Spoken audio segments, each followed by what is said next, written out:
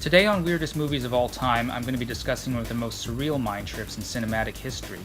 The movies we've discussed already, The Visitor and House, both horror films, pale in comparison and seem mainstream normal when viewed alongside The Holy Mountain from 1973, directed by Alexander Jodorowsky, of Mexico, also starring him in the role of an alchemist who leads this adventure. Again, this is a movie from the 1970s. I promise the next one will be from another decade, but it does seem that the 1960s and 70s provided an explosion of psychedelic cinema based on what was going on in the culture of the time, and The Holy Mountain does come right out of that counterculture movement.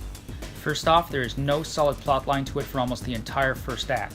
Nearly the first half hour is non-dialogue, just consisting of a series of surreal images, and I'd have to say as a Mexican film, The Holy Mountain has descended from a line of Hispanic movies rooted in surrealism, going right back to Spanish filmmaker Luis Buñuel, master of shock value from the 1920s through the 1970s. And so many of the images in The Holy Mountain seem to pay homage to Buñuel's art, especially those dealing with body mutilation, as in the famous eye-cutting scene from Buñuel's Un Chien Andalou, which has parallels here, and a reverence toward traditional religion. Okay, so to summarize, the movie centers on a man who's clearly a Christ figure. He looks like Jesus, and he's actually crucified a few times in the first part of the film, though he does survive. He's actually a degraded thief looking for some sort of redemption and wandering through a metaphorical version of Mexico, filled with slaughtering soldiers, church people, prostitutes, and ogling tourists. Eventually he comes to a tower and climbs up into it, finding inside it's a mystical academy led by an alchemist looking like Gandalf from Lord of the Rings. Among the many vulgar and sacrilegious metaphorical images in the movie, the Christ figure is forced to inhale the gas from his own excrement as it's boiled into gold, the beginning of his spiritual training to find a higher wisdom. We then spend the middle of the movie learning the backstory of the other 9 disciples here, all of them powerful figures representing the establishment of society, from arms manufacturers to a police chief to the heads of corporations and the arts.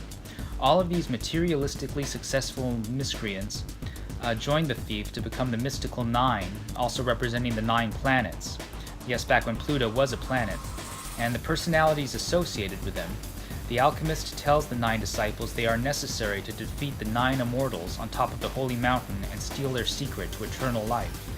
The remainder of the movie centers on their journey encountering dangers and temptations.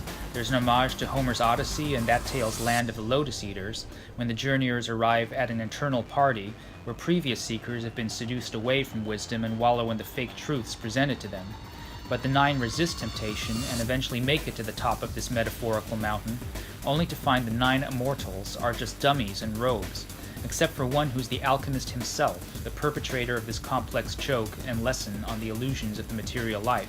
The very end seemed a bit trite to me, where the camera pulls back to reveal this has just been a movie all along, this part of the alchemist's lesson. I mean, we know it is a movie, but he seems to be telling us all that what we accept as reality is just as fake an illusion. Wisdom lies outside this reality. But that was just my first glance opinion.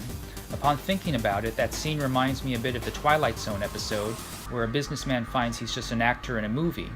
His office is part of a set he didn't even see before. Another examination of the troubling fine line between what we consider reality and illusion, a favorite theme for surreal cinema. So that's my take on The Holy Mountain. It's outrageous, it's bold and anti-establishment, and definitely not for the repressed. Keep that in mind as you examine the rich imagery and complex motifs presented throughout the story, and just maybe it will blow your mind. Until next time, this is filmmaker Mario R. Coelho for the weirdest movies of all time.